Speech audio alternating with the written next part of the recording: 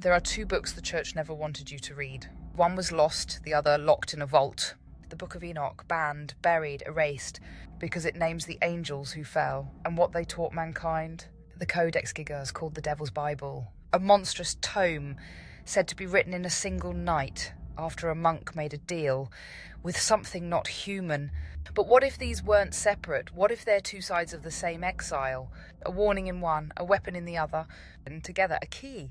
Legend says the Codex Gigas was written by a monk facing execution. He begged for mercy. They offered a deal. Complete a holy book in one night. An impossible task, so he didn't pray, he didn't sleep. He summoned. The book was finished before dawn, and at its centre, a full-page portrait of the devil smiling. Coincidence or signature? Because what came next wasn't scripture, it was rituals, exorcisms, forbidden knowledge. Like someone wasn't just recording history, they were documenting instructions. A continuation of the Watcher's fall. And maybe a map back to the throne. Azazel, Semyaza, Armaros. Angels who descended, broke the code, and gave mankind fire it wasn't ready for. War, magic, metal, seduction. But they weren't acting alone. They were following a will, a hierarchy. Something older than the fall itself. And when they were cast down, Enoch wrote the judgment, bound them beneath the earth, sealed their names. But the Codex, it doesn't bind, it reopens. What if that monk didn't just make a deal, he made a channel? And the devil in the centre wasn't a symbol, it was a sign-in sheet. These weren't just texts, they weren't written for you. They were written for them. The Book of Enoch is encoded prophecy, a record of what happens when beings beyond man break the veil. The Codex Gigas is a manual, pages of invocation, casting, reversal and protection. But together, they form a closed loop. Enoch locks the gates. Codex knows how to open them again. Two grimoires, two frequencies, one message. We came once, we were sealed, but we remember the words. And when those words are spoken again, they know where to return. The power was never just in the rituals, it was in the language. In Enoch, the angels taught humanity how to write symbols with power, marks that summoned storms, seals that altered matter, scripts that could bind spirit to flesh. The Codex Gigas mimics those structures, but the lettering?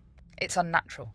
Even scholars admit its scale, inkwork and symmetry are beyond human capability. So ask yourself, what if it wasn't copied? What if it was channeled? A language resurrected, a signal re-encoded, because the fallen didn't lose their voice. They've just been waiting for someone to read it aloud. Every system that holds these books, church, state, library, crown, has tried to bury, ban or sanitize them, because they don't just preserve memory, they activate it. In the old world, reading was ritual. Words were not consumed, they were invoked. The Book of Enoch calls you to remember. The Codex Gigas calls something else to respond. And now, in the digital age, both are open. In fragments, in whispers, in screens with no guardians. So if the Watchers were real and the Codex is a doorway, then every scroll, every scan, every spoken word is a knock. They'll tell you the Codex Gigas ends in silence, that the last page holds nothing, that the message is over. But in esoteric tradition, nothing means waiting. And silence, that's where the signal lives.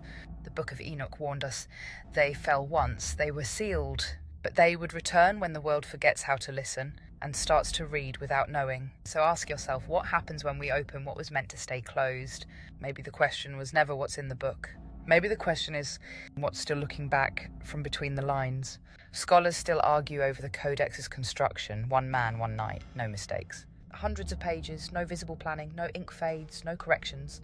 Perfect symmetry. But here's the thing, even modern calligraphers can't replicate it. And there's a reason. Ritual writing was never just about text, it was about frequency. The spacing, the rhythm, the order. Each mark carried a pulse. They say the monk was possessed. Others say he was guided. But those who've studied it long enough start to dream in its language, and some don't wake up the same. Let's talk about the cover. Bound in leather, human, they say. Others whisper something else. The stitching isn't medieval, the texture wrong, and it's never rotted, not once, in 800 years. Even in humidity, even in war, even in flame. And here's the detail they don't print. Its cover shifts under pressure, as if breathing, as if remembering the hands that held it. So what are you really holding? A book or a host? Because not all signals come from satellites. Some still live in skin.